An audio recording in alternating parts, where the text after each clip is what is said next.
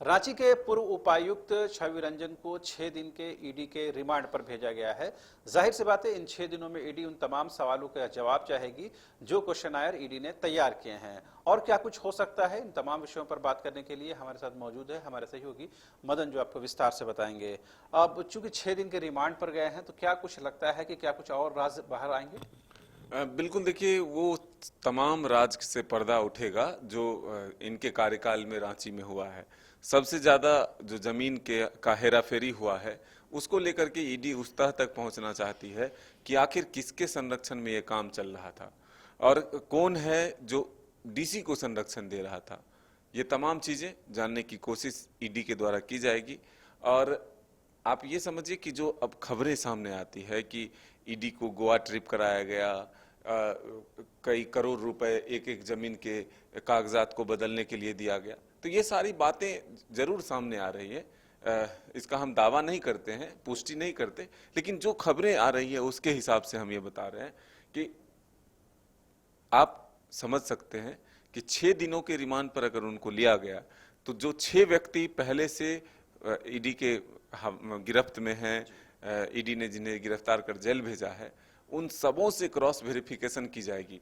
और 8 तारीख को फिर से उनको ही पूछताछ के लिए बुलाया गया है, जो कि रांची के सबसे बड़े कारोबारी हैं विष्णु अग्रवाल।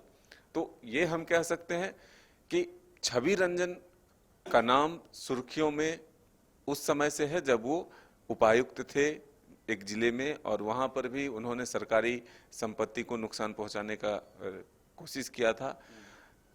रांची में जब वो उपायुक्त बनकर आए तब विधानसभा में उनका नाम गूंजता रहा।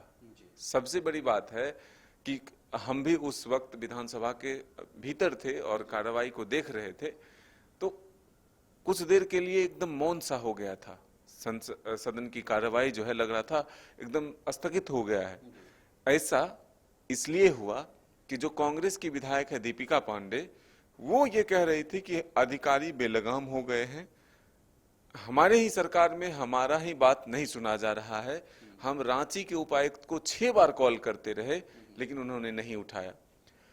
तमाम विधायकों ने समर्थन किया उनकी इस बात का और ये कहा कि एकदम विधानसभा से एक आदेश जाए जो माननीय को कम से कम सम्मान दिया जाए। अगर कोई आवश्यकता उन्हें पड़ती है तभी वो अधिकारियों को कॉल करते हैं, और इस तरह से अगर उन्हें नजरअंदाज कर दिया जाएगा तो जनता की समस्या को सुनेगा कौन, उसका समाधान कैसे निकलेगा।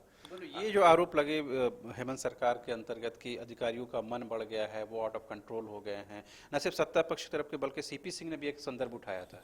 बिल्कुल हाँ, इससे आगे हम यही कह रहे हैं कि रांची उसी दौरान सीपी सिंह जो कि बीजेपी के विधायक हैं, उन्होंने भी ये सवाल उठाया कि हम चैलेंज करते हैं कि ये बताने की कि भाई रांची में बिना पैसा का कोई काम नहीं हो रहा है, और वो भी जो आर्म्स लाइसेंस लिए जाते हैं उसमें उपायुक्त के द्वारा रिश्वत मांगने की बात कही गई थी। तो छवि रंजन का नाम सदन के भीतर गूंजता रहा लेकिन फिर भी कोई कार्रवाई नहीं हुई थी। तो इससे समझा जा सकता है कि छवि रंजन की ये सब सारी बातें सामने आई है। तो अब ईडी पड़ताल कर रही है और दूध का दूध पानी का पानी होगा कि आखिर इसमें किसकी सहभागिता थी, किसके संरक्षण में चल रहा था, या इसका लाभ किसको मिलता था। ये तमाम बातों की जानकारी ईडी को मिलेगी, ईडी कोर्ट में अपना जवाब देगी, फिर उसके माध्यम से हम सभी भी जनता को बताएंगे। तो करीबन 1 साल से ज़्यादा का वक्त हो गया है। पिछले मई के शुरुआती हफ्ते में ही ईडी ने रेड करना शुरू किया था और वो फिर 2023 का भी साल आ गया है। तो सवाल ये है कि पिछले 1 साल में कई ऐसे मामले आए जो कहीं न कहीं सत्ता के गलियारों तक पहुंचे। तो ये क्या माना जाए, अगर राजधानी रांची में कोई उपायुक्त बनकर आता है तो जाहिर सी बात है वो सरकार की पसंद का पहचान है। कहीं न कहीं सरकार जो ऐसे अधिकारियों को बैठाने की कोशिश करती है जो कहीं न कहीं बेहतर काम करते हों। तो क्या सरकार के स्तर पर भी कुछ चूक होती है सिलेक्शन में, अधिकारियों के सिलेक्शन में, किनको महत्वपूर्ण जिम्मेदारी दी जाए, किनको क्या काम दिया जाए, क्या उस स्तर पर भी सुधार की जरूरत है? देखिए, ये तो सरकार अपने हिसाब से करती ही है, वो अपनी एक टीम तैयार करती है। अधिकारियों की भी टीम होती है कि वो मुख्य सचिव किसे बनाएगा, मुख्य सचिव के अंदर जो महत्वपूर्ण विभाग है उसके सचिव कौन होंगे, ये तमाम चीजें सरकार के स्तर से होती है और उसी टीम के आधार पर सरकार का अपना एक परफॉर्मेंस होता है। भले ही अब भ्रष्टाचार को बढ़ावा कैसे मिलता है, ये तो सरकार के जो सदस्य हैं या फिर जो सरकार के मुखिया हैं वो बढ़ावा देंगे, बताएंगे। लेकिन जब हम सत्ता पक्ष के लोगों से बातचीत करते हैं तो वो सीधे तौर पर इनकार करते हैं कि अधिकारी किसी के नहीं हैं, अधिकारी सरकार की एक तरह से वो सिस्टम है जिसके माध्यम से उन्हीं के द्वारा राज्य का कामकाज होता है। सरकारें बदलती रहती है लेकिन अधिकारी स्थिर रहते हैं। ऐसे में किसी एक दल या किसी एक पार्टी के समर्थित अधिकारी को बताना ये कहीं से जायज नहीं है, वो सीधे तौर पर कहते हैं। लेकिन ये जरूर देखा जाता है कि सरकार के जो पसंद के अधिकारी होते हैं उनको महत्वपूर्ण जिम्मा दिया जाता है। काम राजधानी रांची में वैसे ही अधिकारियों को लाया जाता है जो जाहिर सी बात है सरकार के बेहद करीब हो। बिल्कुल, देखिए मुख्यालय होता है, मुख्यमंत्री होते हैं, तमाम मंत्री होते हैं, तो जो सरकार के सबसे नजदीकी के अधिकारी होंगे उन्हीं को राजधानी की जिम्मेदारी दी जाएगी। तो ये तो क्लियर है। लेकिन अब अधिकारी भ्रष्टाचार में लिप्त हैं ये तो तब पता चलता है जब ईडी जैसी संस्था, जांच एजेंसी जब वो जांच करती है, मामले का खुलासा होता है और उनको जेल जाना पड़ता है। उससे पहले तो सब निर्दोष हैं, सब अच्छे काम करते हैं और सबको अच्छी जो है जगह दी जाती है। तो अब ये क्या माना जाए कि रांची के जो होटवार जेल है वहाँ पर एक तरफ पूजा सिंघल है और एक तरफ छवि रंजन है, दो आईएएस अधिकारी, दो महत्वपूर्ण पद पर सरकार के कहीं न कहीं ये लोग बहुत खास माने जाते रहे हैं।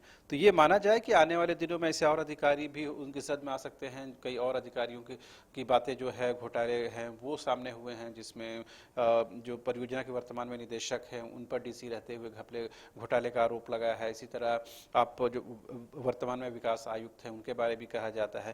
तो ये माना जाए कि एक बहुत लंबी फहरिस्त होती जा रही है। देखिए, सूची बहुत लंबी बनती जा रही है। कौन कहाँ ईडी के रडार पर आएगा ये कहना मुश्किल है। और इसीलिए हम कह रहे हैं कि अभी अधिकारियों की धड़कनें तेज हैं कि झारखंड में अब किसकी बारी आएगी। आज देखिए जो खबर आ रही है वो छत्तीसगढ़ में जो शराब का जो मुख्य व्यवसायी है वहां पर उन्हें गिरफ्तार कर लिया है ईडी ने, जो जानकारी मिल रही है। अब इसी मामले में जो यहाँ के विनय चौबे आईएएस हैं उनसे भी छत्तीसगढ़ में पूछताछ हुई है। तो क्या उस पूछताछ के दौरान इनकी भी मुसीबतें बढ़ सकती है? ये अब इसीलिए कहना मुश्किल है कि रांची में या झारखंड में अगला नंबर किसका आएगा ये तो पूछताछ के दौरान ही क्लियर होता है। अब पूछताछ की प्रक्रिया शुरू हो रही है कल से। तो ये क्या, ये जो हम कहें, अगर साधारण शब्दों में कहें, ये जो सफाई अभियान चल रहा, इससे कुछ समाज में या कुछ कामकाज में या सिस्टम में कुछ बेहतरी आएगा, कुछ फायदा होगा आप लोगों को? बदलाव होगा, ये बात जरूर है कि अगर अधिकारी राज्य के नीति निर्धारक हैं वो जरूर उसको इम्प्लीमेंट कराते हैं तो उनके अंदर भी जो एक काम करने की प्रक्रिया है, जो एक तरीका है, उसमें बदलाव की जरूरत है। हर अधिकारी बुरे नहीं है, लेकिन कुछ अधिकारी ऐसे हैं जिनको लगता है कि हमसे बड़ा अब कोई नहीं है। तो ये अन्य दूसरे अधिकारियों में इस कार्रवाई का मैसेज किया है, वो भी चाहेंगे कि वो उनके रडार पर न ऐसे काम काज ना करें? अब बिल्कुल, देखिए जब अगर आप गलत करेंगे तो फिर आपकी जगह वही होगी।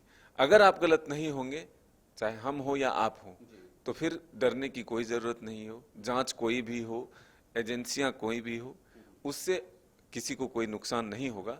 लेकिन अगर आप गलत किए हैं तो फिर आपको जाना होगा। जी, जाहिर सी बात है, छवि रंजन हो या पूजा सिंघल हो या अन्य दूसरे अधिकारी हो, सभी को सरकार इस मुद्दे पर और इस भरोसे और यकीन के साथ लाती है कि सरकार के योजनाओं को, कल्याणकारी कार्यों को धरातल पर उतारेंगे। लेकिन कोई अगर अपनी हद से पार कर जाए और ऐसे सिस्टम से, ऐसे लॉबी में शामिल हो जाए जो करप्ट प्रैक्टिसेस में शामिल हो, तो उसके लिए कोई कुछ नहीं कर सकता है। जाहिर सी बात है, कानून उसके लिए काम करती है और कानून सम्मत उनके खिलाफ कार्रवाई होती है। उम्मीद की जानी चाहिए कि ऐसे ईडी के कार्रवाई के बाद जो एक सरकारी सिस्टम को लेकर के जो ये एक आम धारणा है कि वहाँ कामकाज बहुत अच्छे से नहीं हो पाता है, अप टू मार्क नहीं है, आम लोग परेशान रहते हैं, वहाँ कुछ बेहतर होगा और आम लोगों की जिंदगी जो है वो बेहतर हो पाएगी। इतना कम से कम उम्मीद तो जरूर करना चाहिए। और जाहिर सी बात है, ईडी जिस तरह से लगातार ताबड़तोड़ कार्रवाई कर रही है उससे एक बहुत कंक्रीट मैसेज गया है, कम से कम ऊपर के अधिकारियों में एटलीस्ट।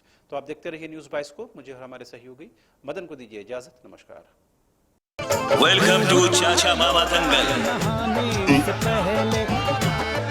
हास्य अदाकार संजय मिश्रा से गुजारिश है कि वह अखाड़े में कूदे और फुलटूस को ट्रॉफी से नवाजे। लगता है समाधि ले ली। अरे बुला रहे हैं। अरे बोल रहे हैं कि उठाना हो। टॉप टेक सीमेंट, जो जोड़े तो छोड़े नहीं, मजबूती ही हमारी पहचान।